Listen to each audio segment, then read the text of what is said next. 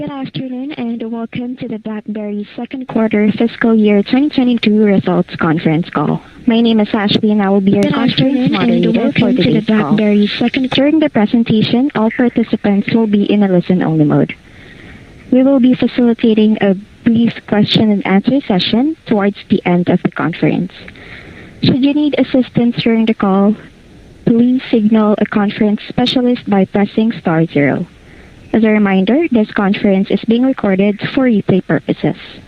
I would now like to turn today's call over to Tim Foote, Blackberry Investor Relations. Please go ahead.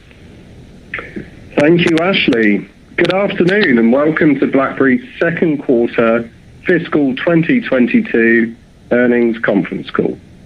With me on the call today are Executive Chair and Chief Executive Officer John Chen and Chief Financial Officer Steve Rai.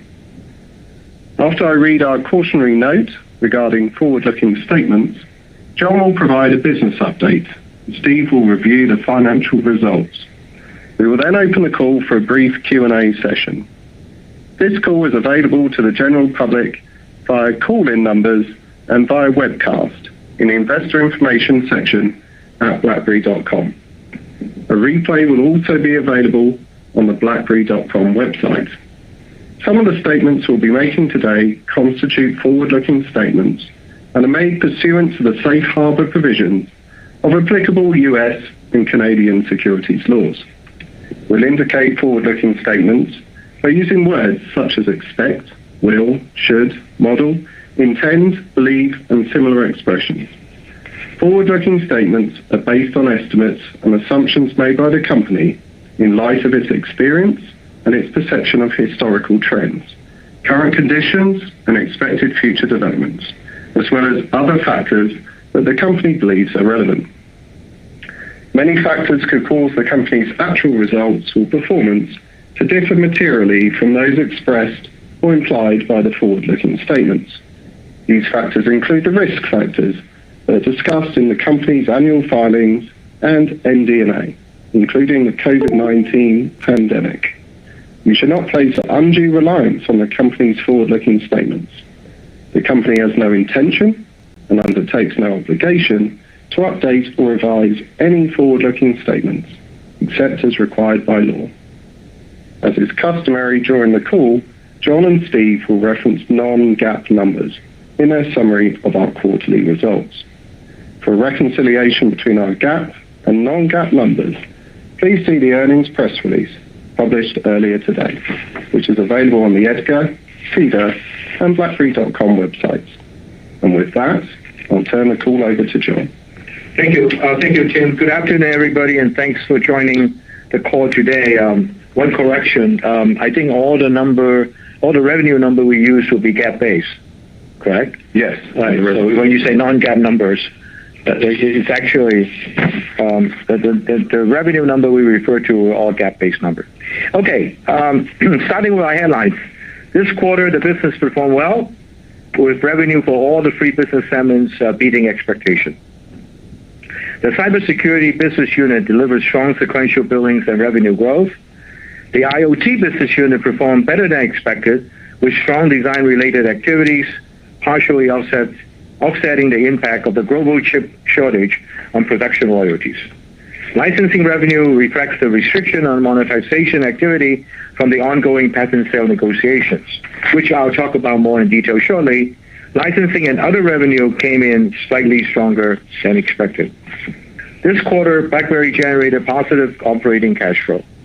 Following the strengthening of our IoT leadership team in Q1, we have appointed John Giammatteo to lead our cybersecurity business unit commencing October 4th, which is a couple of weeks from now. John was previously the McAfee President and Chief Revenue Officer, running the enterprise and consumer cybersecurity businesses. This new appointment completes the refocus of our software business into two business units. I'll cover this in more detail later. Excuse me. I'll start my review with the IoT business unit. Revenue came in as $40 million, which is better than expected, primarily due to ongoing strength in the design activities area. Gross margin remains strong at 83%. IoT ARR increased to $89 million. As you are all aware, the auto industry experienced some significant headwinds in Q2 due to the global semiconductor chip shortage. This impacted production volume, particularly in North America. Ford, for instance, a major customer of ours, reported 700,000 lost units of production in calendar Q2. Production-based royalty are historically the largest single component of our QNX revenue. However, a significant portion of revenue is also generated from design activities prior to the vehicle entering production. This part of the business remains very vibrant, and we continue to generate strong development seat and professional services revenues. As a result, total IoT revenue in a quarter was better than expected. Furthermore, these design wins will translate into future production-based royalties. As we look ahead to the rest of the year, we continue to see the headwind for vehicle production. The problem appears to have shifted from supplies of wafers to more of a back-end assembly and testing issues, largely due to spike in COVID cases in Asia, as well as some of the accidents going on in Asia, some of the plants have fire, for example.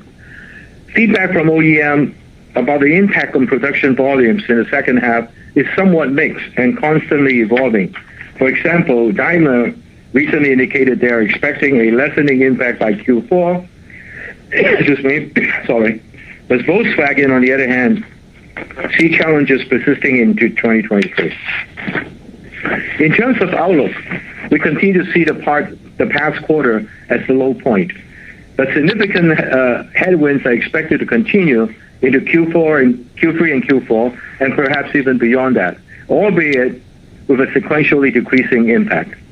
The impact of the chip shortage on QNX royalty revenue is expected to be buffered somewhat by ongoing strength in design activities.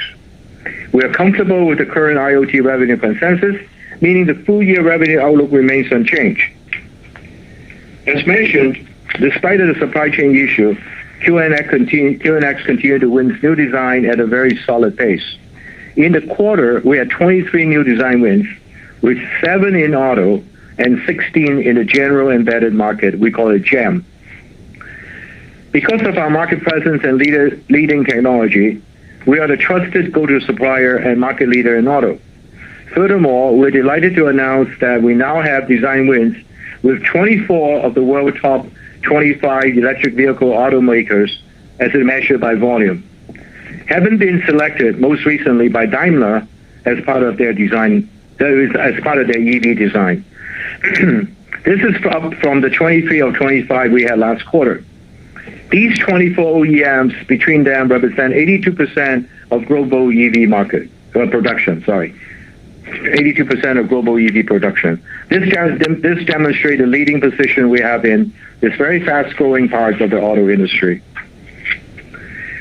I'd like to expand on a couple of design wins to give investors more colors as to why QNX was chosen and why we are the industry leader. The first is with an automotive tier 1 that is building full digital cockpit and gateway solution for a Chinese EV OEM using the QNX real-time operating system and hypervisor. QNX technology is well known and trusted in China, in the Chinese automotive industry, given its reputation for safety and security. QNX was chosen above software solution from both domestic and multinational, and as well as multinational competitors. Production is expected in 2022, which is next year, and run for around 5 years. The second is with a leading Japanese industrial robotics manufacturer. That's also happened to be a new logo to Blackberry. The customer select QNX for an autonomous 3D robot warehousing system ahead of the leading competitors. QNX was chosen for its functional safety credentials. Production is expected to start this year and continue for 5 years. Other notable design wins this quarter in auto included instrument cluster and ADAS systems. In the GEM space, design wins included medical diagnostic, industrial process control, and a thermal control system for a power plant. I'm going to shift it to Jarvis. During the quarter, we launched Jarvis 2.0. This is a SaaS version of our software composition and analytics tool, which was previously offered as a bespoke service engagement. Java's 2.0, which include a market-leading binary code scanner, is an important part of how BlackBerry can assist customers to achieve compliance with the recent SBOM executive order, software bill of materials, executive orders mandated by the Biden administration. Moving to a brief update on Ivy, we are pleased with the ongoing progress being made. Both BlackBerry and AWS have significant resources allocated to the project, and our timelines remains on track. We are on schedule to release an early access version of the production in October. In the product, we're scheduled to release an early access version of the product in October that will enable further engagement with OEMs and also allow demonstration at CES in January. This version will be available to certain ecosystem partners to begin actively building applications on Ivy. And speaking of applications, for Ivy to be embraced by automakers, we recognize that it is important to demonstrate Ivy value to them. Following on from a AI-driven battery management apps that we announced last quarter, we announced another application that we will be built on Ivy. This new application enables in-vehicle payments and is being delivered through a partnership with CarIQ, a California-based startup. The application will use direct access to the sensor data and the edge compute, two of the Ivy's key differentiators, to produce a unique digital fingerprint for the vehicle. This will allow authentication of payments for items such as fuel, tolls, parking services, etc., without the need of a fleet, credit cards, or other traditional payment methods. This opens up the possibility for OEM to participate in a new revenue streams and is another of the many potential applications that Ivy will enable.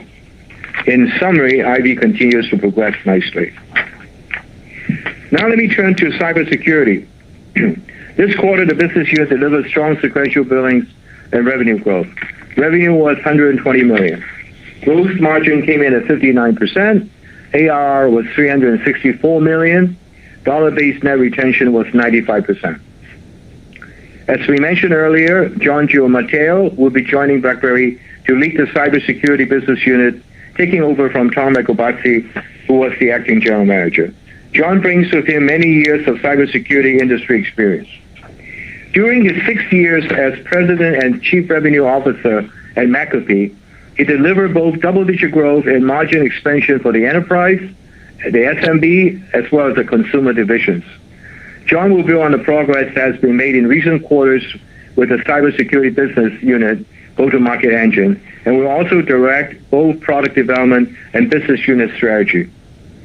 Tom Eacobacci has decided to pursue other opportunities and will leave BlackBerry at the end of October. The addition of John to the team completes the split of the software and services business into two market-focused business units. Both IoT and cybers are targeted with driving growth and with it shareholder value. The two business units will report directly to me. As mentioned, this was a good quarter. While there's still work for the team to do, there's a few outstanding areas that I feel that I'd like to share with you about. This quarter, we saw further growth in pipeline for our cybersecurity product, especially for the new local customers. Pipeline grew strongly for BlackBerry Gateway, our Zero Trust Network Access product launched last quarter. To help realize this increased pipeline, investment in our direct sales force, in particular the hiring of quota-carrying sales head, continues. We're also making further progress with the channel, as illustrated by a 32% sequential growth in the channel billings this quarter. New partner program has also helped significantly increase both channel-driven pipeline generation and the new local billings, mainly in the North America arena. We also have seen robust growth in business through managed security service providers, or MSSPs. You may recall that during the Q2 earnings call a year ago, we targeted using MSSP, to quickly scale our guarded managed service offering. Today, one of these partners, I'm happy to report, managed more than 100,000 endpoints using BlackBerry Cyber's products.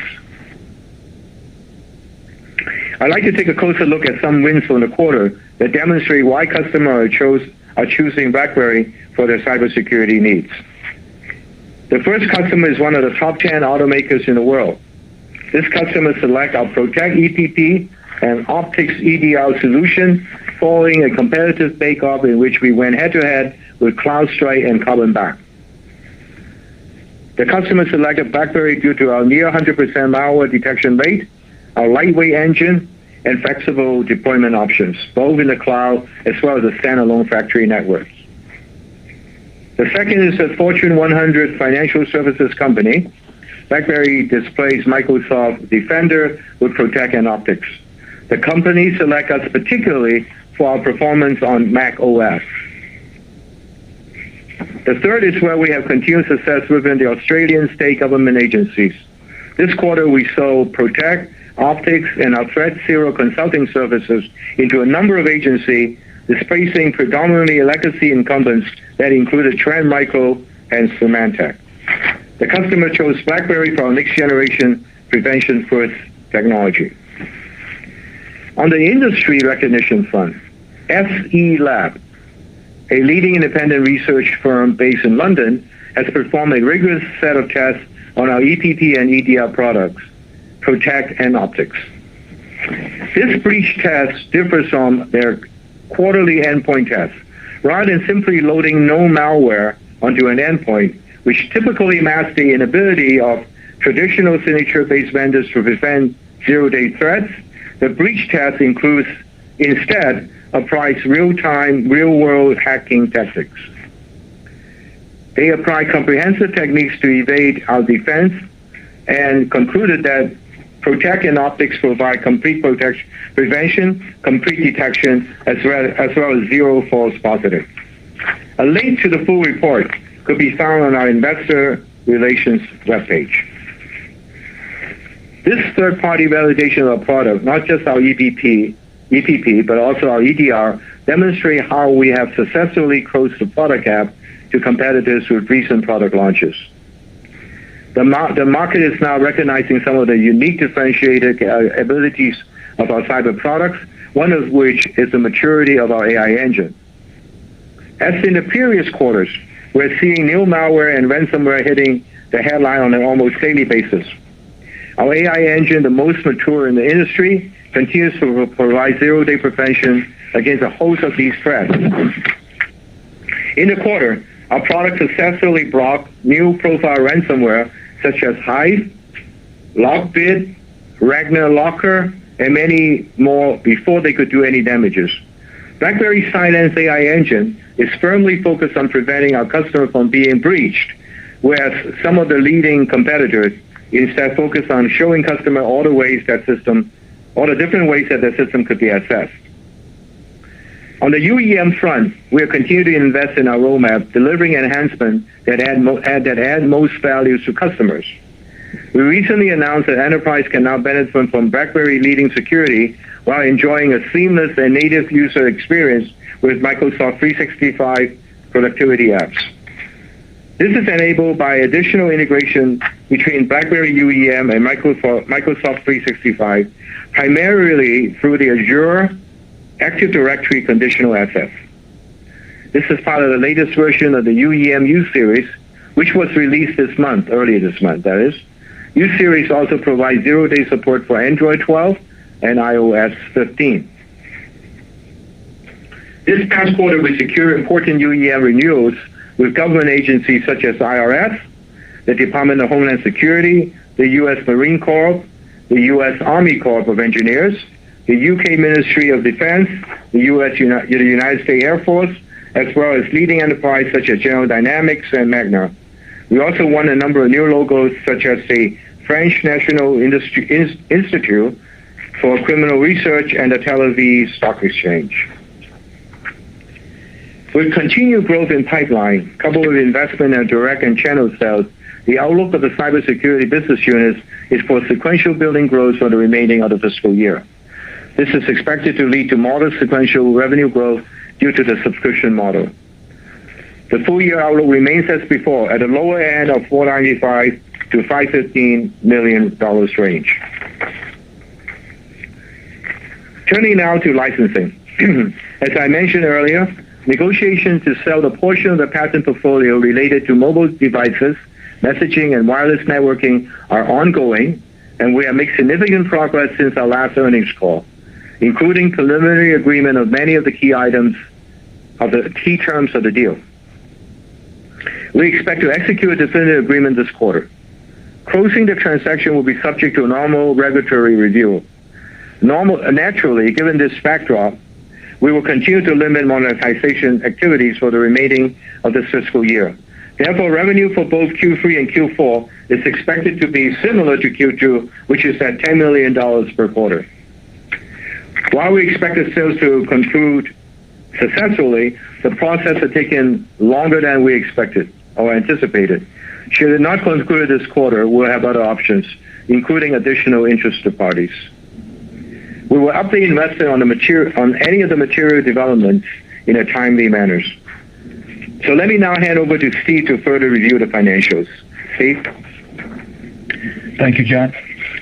My comments on our financial performance for the second quarter will be in non-GAAP terms unless otherwise noted. Please refer to the supplemental table in the press release for the GAAP and non-GAAP details. We delivered second quarter total company revenue of $175 million. Second quarter total company gross margin was 65%. Our non-GAAP gross margin excludes stock compensation expense of $1 million. Second quarter operating expenses were $143 million. Our non-GAAP operating expenses exclude $32 million in amortization of acquired intangibles, $11 million in stock compensation expense, and $67 million fair value adjustment on the convertible debentures, which is a non-cash accounting adjustment prone to large swings driven by market and trading conditions. The second quarter non-GAAP operating loss was $30 million, and the second quarter non-GAAP net loss was $33 million. Non-GAAP earnings per share was a 6-cent loss in the quarter. Our adjusted EBITDA was negative $14 million this quarter, excluding the non-GAAP adjustments previously mentioned, as we continue to invest in both our cyber and IoT businesses to drive top-line growth. I will now provide a breakdown of our revenue in the quarter. Cybersecurity revenue was $120 million, and IoT revenue was $40 million. Software product revenue remained in the range of 80 to 85% of the total, with professional services comprising the balance. The recurring portion of software product revenue was approximately 80%. Licensing and other revenue was $15 million. As John mentioned, our IP monetization activities remain limited while negotiations for the potential sale continue. Now moving to our balance sheet and cash flow performance. Total cash equivalents, and investments were $772 million as at August 31, 2021, an increase of $3 million during the quarter. Our net cash position increased to $407 million. Second quarter free cash flow was $10 million. Cash generated from operations was $12 million, and capital expenditures were $2 million. That concludes my comments. I'll now turn it back to John. Thank you, Steve. Before we move to Q&A, I'd like to summarize this past quarter. I'm pleased with how the business performed, beating revenue expectations for all the businesses and deliver positive cash flow. The structure of the two market-focused software business units is already delivering results, and we're adding additional relevant industry experience. We're encouraged by the growth in cybersecurity pipeline and continue to invest in sales headcount. QNX design activities remains very strong, and we are weathering the impact of the chip shortage as well. We are now also making good progress with IP. And with that, I'd like Ashley, the operator, to open the line for Q&A, please. And we will now begin the question and answer session. To ask a question, you may press star 1 on your telephone keypad. If you are using a speakerphone, please make sure your line is unmuted. Again, press star 1 to ask a question. We'll pause for just a moment to allow everyone an opportunity to signal for questions. We request that you limit yourself to one question and one follow-up. Our first question today will be from Mike Walkley with Canaccord. Your line is open. Great. Hi, Mike. Thanks. Hi, John. How are you doing? Very good. Thanks for all the updates and the guidance. I guess my first question for you is your guidance arguably implies an aggressive second half outlook just to reach the full year guidance. Can you walk us through what needs to go right for you to achieve that guidance or stronger second half? Yeah, thank you. Thank you for the question. So there are some assumptions, and let me break it down a little bit. Licensing, of course, we already explained, so I don't have to go in much detail of that. I think we're going to have $10 million quarter for the next 2 quarters, for the second half, that is, each of the quarter. And that has something to do with the fact that we're not going to monetize or push on the monetization effort and licensing effort while we're going through this negotiation on selling the portion of the patents that is on those areas of business that we're no longer actively involved with. Regarding IoT, the only wild card, so to speak, is the chip shortage and the impact of that. From all the indicators, all the ups and downs and give and take, and we spoke to a lot of them, the OEMs, that North America seems to be getting better in Q3, Q4 as compared to Q2. A good example would be Ford believe they are improving, and GM also is although they're going to shut down a couple of factories in Q3, but I think for magnitude it's improving versus the first half of the year. So North America, you see it going back, improving in the situation. Europe, however, still had about a 10 to 15% impact of the production, and so is Asia Pacific. So net of all that, if we're in that range without any dramatic departure, then the numbers that we expected in the second half still holds. And a big part of that, of course, is we are winning some very strong design wins that bring us more developer seats revenue, as well as professional services revenue. So I'm pretty comfortable with that. On cyber, it really is a function of one thing. I mean, I got two considerations in there. One thing, the major part is we have a lot of salespeople join us in the last couple of 2-3 quarters. We have a pretty young pipeline. The activities in the pipeline has been very strong in the last quarter and 2. So putting it together is actually a good thing, except that it might take time to ramp up. And so the rate of conversion of the pipeline with a newer sales force is the only wild card, and it's something that we have to manage very carefully. But the good news there is, even if it takes longer, these business don't tend to go away. So that's the assumption that we made in our forecast. The other one is in Q4 we got a couple of large government deals with some of the government, especially in North America. Some of those needs to come to fruition, and then we expect them to.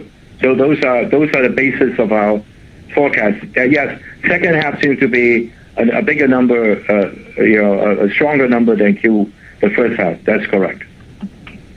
Great, thank you. And just my follow-up question. Congrats on adding John Giametto to the team. Is he going to run kind of the same playbook that was getting put in place for all the team, or do you expect further changes with the rotation of such a key position, and did that impact your guidance thoughts at all? It's slightly early to tell, but I'm dying to hear his experience of growth, because he was being able to grow both the consumer business and the enterprise business as McAfee when he was running he was the president of McAfee and the CRO. So I'm sure he will make some changes. I'm doubtful that everything will remain exactly the same. On the other hand, the investment that we made in channel, the investment we made in pipeline, the investment we make in partners, in engineering, and the investment we make in hiring more sales head. And we have a couple of quarters ago, we hired a pretty good head of professional services. I'm sure that he would take full advantage of those. Great. Thanks for taking my questions. Thank you. Your next question comes from Daniel Chen with TD Securities. Your line is open. Hey, Daniel. Hey, John. Hi, Dan. You mentioned earlier that typically your QNX revenue has a higher mix of royalty versus development. Should we expect a higher mix of development for the next couple of years as electronics and software development become ramped up at a lot of these OEMs? I think you should expect probably for this year. I don't think in the future years it will continue to be the same. The reason I say this is because, remember, I should be seeing some of the production revenue coming from ADAS, assuming the part shortages issue started to improve. I mean, it has to improve over time. You know, the huge industry and semiconductor, for the whole semiconductor industry, auto is not really that big. It's not 100%. Obviously, it's probably like more like 15% of the market. So it will address that, and so I expect that our royalty rate to go back into some kind of growth, especially with all the design wins that we had in the last couple of 2-3 years. Okay, that's helpful. Can you remind us how you sell these development seats? Is it more like a perpetual license, or is there a recurring portion to that as well?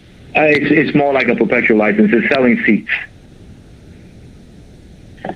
Okay, and do you kind of get like a 20% maintenance? Yeah, we get upgrade and maintenance on it. Yes. Oh, okay. One more, if I may. Cybersecurity ARR was flat sequentially. While you've been saying that the pipeline's been growing, just wondering when we're going to start seeing that metric start to take up, or whether there's some seasonality built into the current quarter's numbers. Yeah, that's good. That's a good question. I asked that question also, and they always give me the product mix answer. That some of them we took earlier upfront because of rev rec policy. I expect for the full sales, and I said it in the past, by the way, so it's very consistent. Mid-year next year is where I'm going to see, hoping to see some strong growth of all the investment we have made, the pipeline going, the new sales, and so forth. Okay, thank you. Sure. Your next question comes from Paul Treiber with RBC Capital Markets. Your line is open. Hi there. Oh, hi, John. First question on the patent sale. I know you can't say much, just given you're in the middle of negotiations, but your statement, you mentioned that the negotiations are going well, but then you also indicated that if it doesn't close, you have other options. Just, could you bridge between those two statements, because they're actually quite, far apart from a tone perspective? That's a good one. I'm glad you caught it. Yes, it is going well. I fully expect to finish this quarter, but I'm tired of waiting. I know a lot of our investors are too. I'm not blaming anything on anybody, and maybe we have too many lawyers assigned to this. Sorry, lawyers. I doubt, but the key is, it's a complex and big portfolio. It's rightfully so that they have done a lot of due diligence, and those things are now completed. By the way, all the due diligence are completed. And then we have a lot of time spent on definitive agreement negotiation. And then by and large, with the exception of one or two items, we're done on that. And then, then we have the purchase agreement. And so it just, for me, it's been since last Christmas. It's coming up to next Christmas. So I basically kind of draw the line in the sand and say, I can't just stop licensing the business, needs to either move on one direction or the other. And then there are other interested parties been calling. And so we are not entertaining them because, as you recall, during a period of time not long in the past, we were in exclusive discussion with these people. So I can't really entertain a third party. So my only point is if you want to put weighting percentage, I put 80-20. I put 80%, we get it done this quarter. Does that help? Yeah, that's very helpful. I wasn't going to ask for a percentage, but I'm glad you threw it out.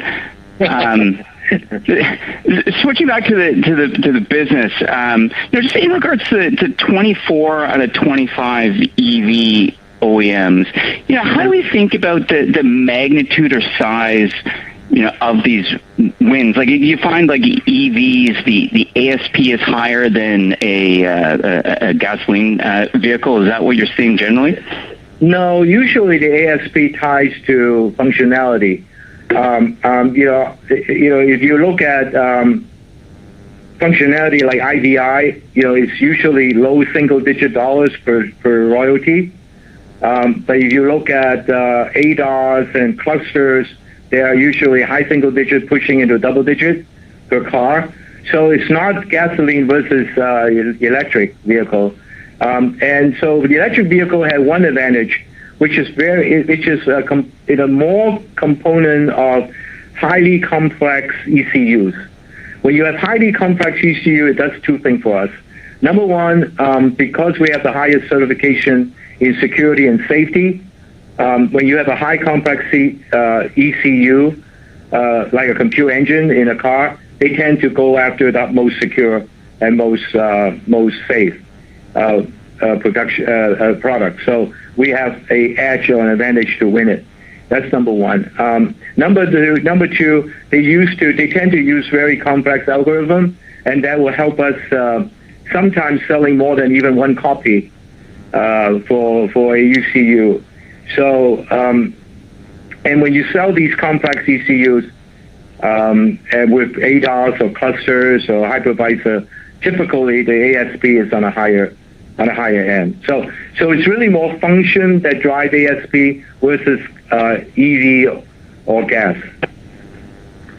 Okay, that's helpful. And then one follow-up, it seems like Blackberry QNX has good traction in the Chinese EV market.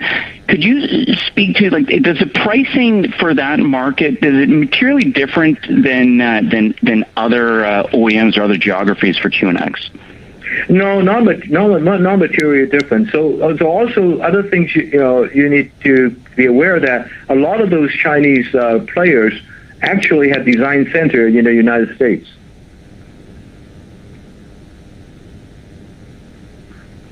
So the market price is the market price, because a lot of them are all in the U.S.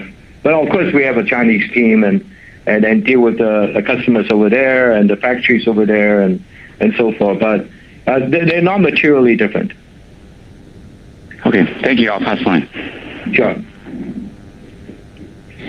Your next question comes from Todd Coupland with CIBC. Your line is open. Hello there. Hey there, John. Nice to talk to you. I'll follow up on the EV line of questioning. So that 25th OEM, which you don't have, they're always bringing out new vehicles, many new vehicles that are selling well and at lower prices, etc. What are the chances of you getting into that OEM? My team promised me, it's right up and down, they're working it. And so I'm hopeful, but the fact that they typically like to do complete vertical integrations, it will still require work from us. But we're working it. Yeah. Okay. And then also on the patent sale, there's been press articles that in the trade press that you more or less have settled on a price, and it was really the complexity of a all the participants in I guess a buyer's group, if you will. Any comments on whether that is indeed correct, and it really is these details with the various parties that has yet to get worked out? Thanks a lot. I can't comment on ongoing negotiations because it doesn't help me whatsoever. I would say to you that we have settled on the price. That I would agree. I would confirm. Everything else I can't really comment on. Okay. All right. That's great. Appreciate the color. Thanks a lot. Absolutely. Your next question comes from Paul Steep with Scotia. Your line is open. Hi there. Hi, John.